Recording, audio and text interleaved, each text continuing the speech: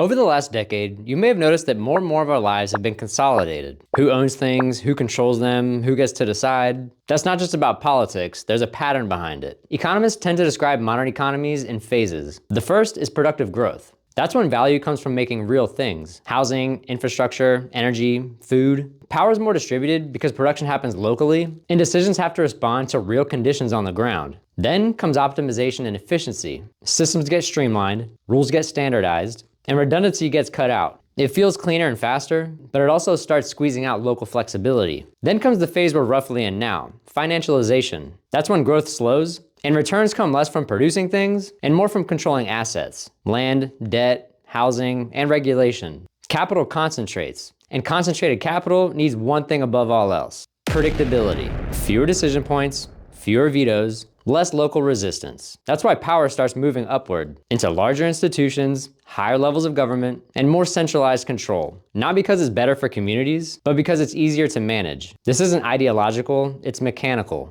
Local governments are variable, public hearings are unpredictable, and counties can say no. So decision-making gets shifted to places where outcomes are easier to manage, and opposition is easier to bypass. In Florida, that shows up as state preemption, laws that quietly pull authority away from cities and counties and relocate it at the state level. And here's the part that matters. During this phase, the pressure to stop centralization doesn't stop on its own. It only slows when people start paying attention and pushing back. For Florida's sake, that means knowing who your state senator, state representative, and county commissioners are, and staying engaged while those levers still exist. Because this phase rewards consolidation, and local voice only survives if it's actively used.